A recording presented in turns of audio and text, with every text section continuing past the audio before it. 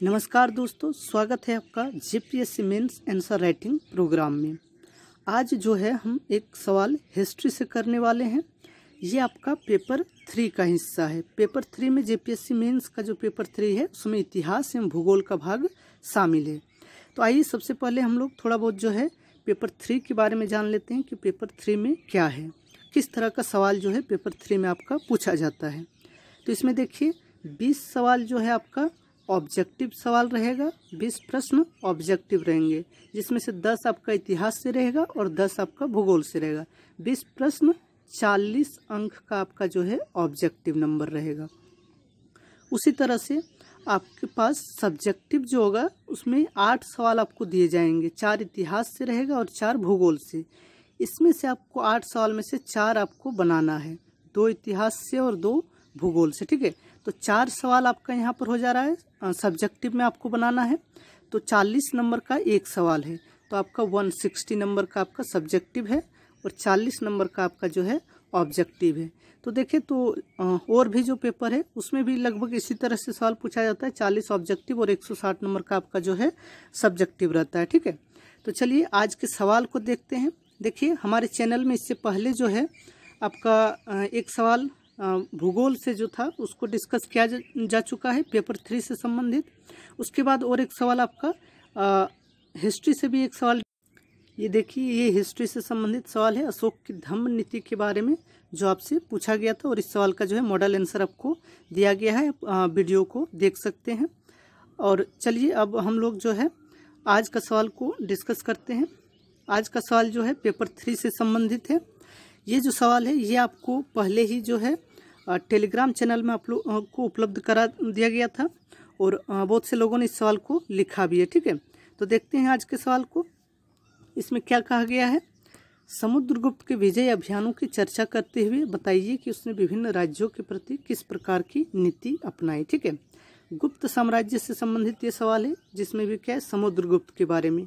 यहाँ पर उसके विजय अभियानों की चर्चा करने कहा जा रहा है और उससे संबंधित जो नीति है, विभिन्न राज्यों के प्रति जो उसकी नीति थी उसको यहाँ पर आपको डिस्कस करना है। ठीक है, तो चलिए देखते हैं। सबसे पहले इंट्रोडक्शन को देखते हैं इसमें कि किस प्रकार से इसका इंट्रोडक्शन लिखा जा सकता है। समुद्रगुप्त भारतीय इतिहास में महान विजेताओं में गिना जाता है। उसने मौर्यों की साम्राज्य निर्माण की परंपरा को पुनर्जीवित करने का प्रयास किया। ठीक है, यहाँ पर देखिए, यहाँ पर ये जो मौर्यों की साम्राज्य निर्माण की परंपरा लिखा गया है, इसका मतलब ये नहीं है कि समुद्रगुप्त ने मौर्य साम्राज्य का निर्माण किया था, वो गुप्त साम्राज्य से संबंधित था। लेकिन भारत में अगर देखें तो सबसे पहले मौर्यों के द्वारा ही एक विशाल साम्राज्य की स्थापना की गई थी। लेकिन फिर उसके बाद मौर्योत्तर काल में क्या है, छोटे छोटे राज्य स्थापित होते हैं।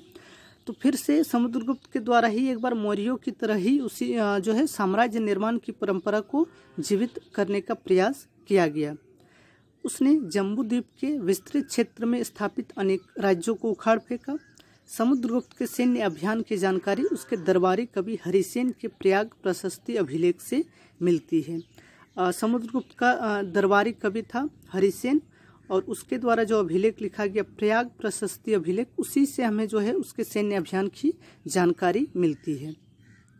इसके बाद जो नेक्स्ट पैराग्राफ में है उसमें हमने कुछ उसकी नीति के बारे में, जो विभिन्न नीतियां अपनाई उसके बारे में थोड़ा बहुत बताया गया है, तो उसको देखते हैं।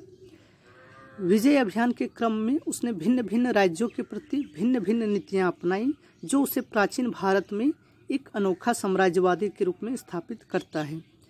किसी से उसने कर लिया तो किसी से उपहार और किसी को प्रत्यक्ष नियंत्रण में ले लिया।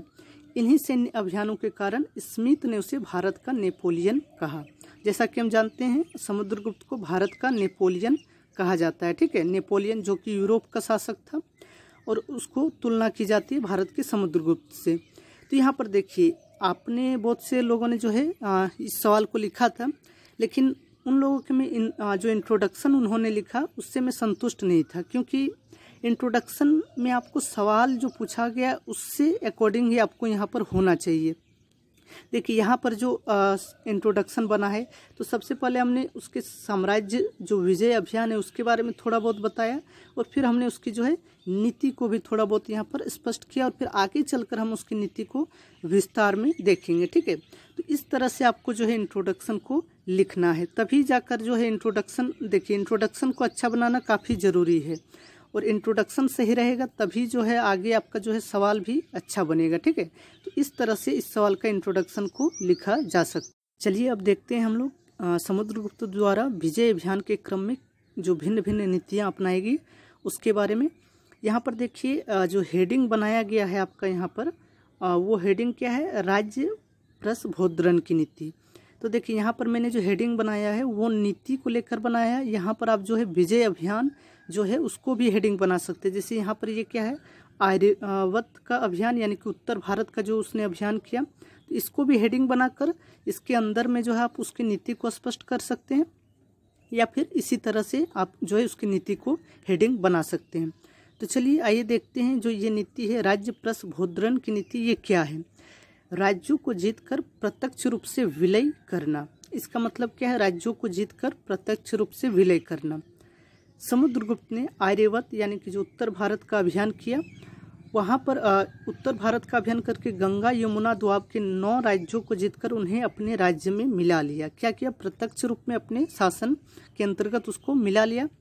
वस्तु तो दोआब क्षेत्र उत्तरी भारत का हृदय स्थल था, अतः इन राज्यों पर प्रत्यक्ष नियंत्रण स्थापित करने के बाद ही अखिल भारतीय साम्राज्य की स्थापना की महत्वाकांक्षा पूरी की जा सकती थी।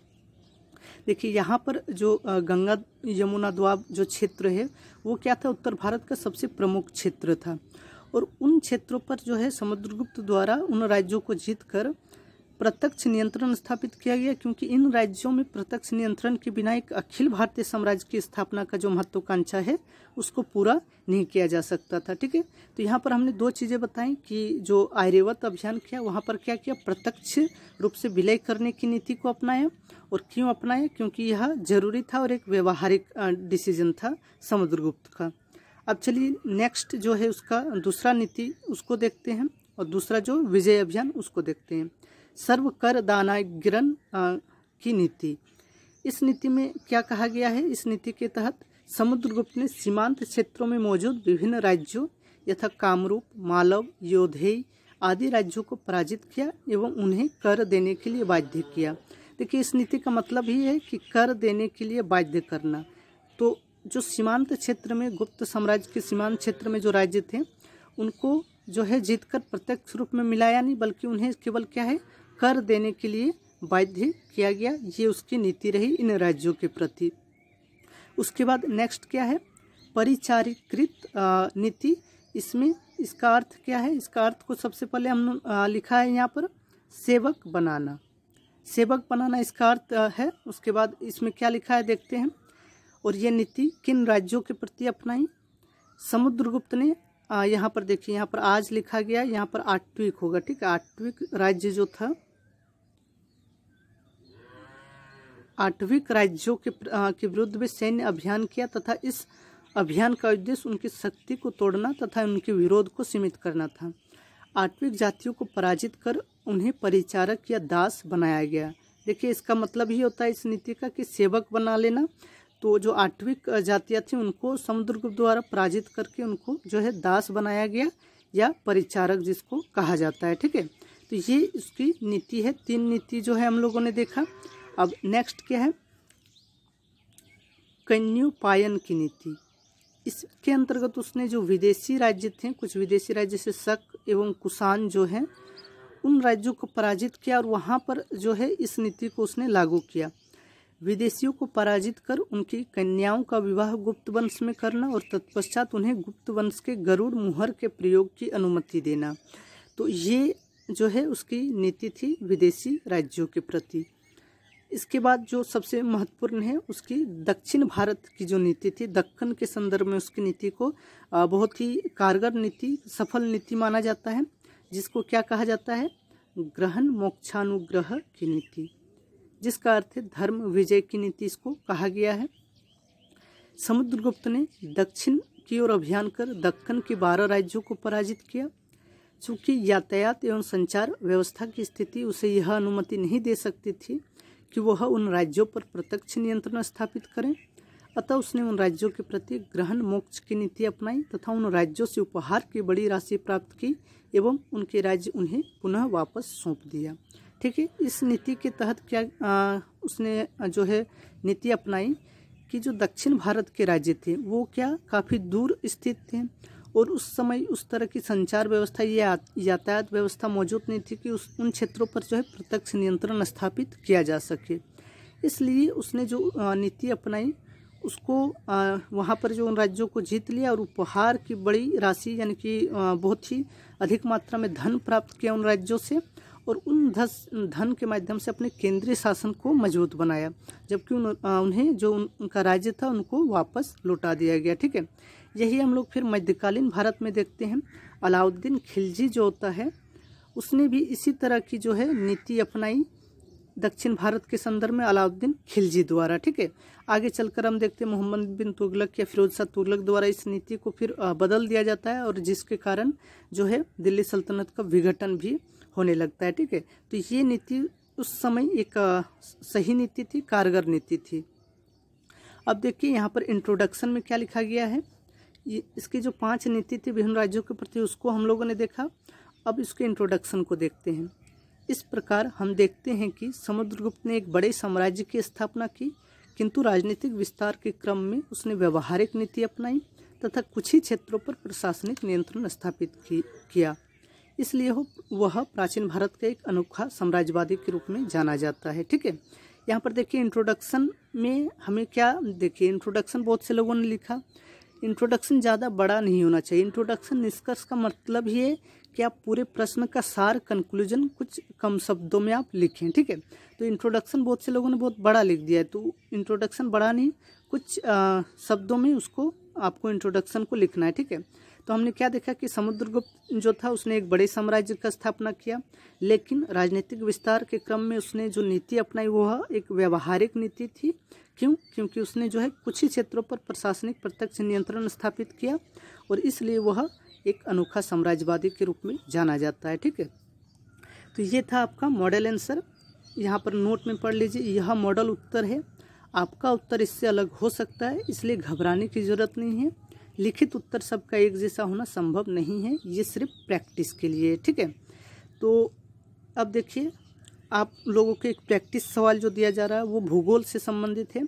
भूगोल से संबंधित आप एक सवाल प्रैक्टिस करके आप लोग जो है उसका उत्तर लिख के आप हमें भेज सकते हैं। ठीक है, तो सवाल को लिखिए, महाद्वीपीय जो विस्थापन सिद्धांत से आप क्या समझते हैं? महाद्वीपीय विस्थापन सिद्धांत से आप क्या समझते हैं? इसके संबंध में जो साक्ष्य है, किस प्रकार का साक्ष्य हमारे पास उपलब्ध है। ठीक है, तो आपको स्क्रीन में जो सवाल दिख रहा है उस सवाल को आप लिख लीजिए और उसका उत्तर लिख के आप लोग भेज सकते हैं। ठीक है, और आपसे रिक्वेस्ट है कि अगर आपको वीडियो पसंद आ रहा है तो ज़रूर से ज़रूर उसको लाइक कीजिए। ठीक है, और हमारे चैनल को सब्सक्राइब कर लीजिए। टेलीग्राम चैनल से आप जुड़ जाइए, वहाँ पर आपको जो है डेली प्रैक्टिस सवाल दिया जाता है मेंस के लिए, साथ ही साथ अन्य जानकारी भी आपको वहाँ पर उपलब्ध होता है। ठीक है, तो बने रहिए हमारे साथ। धन्यवाद।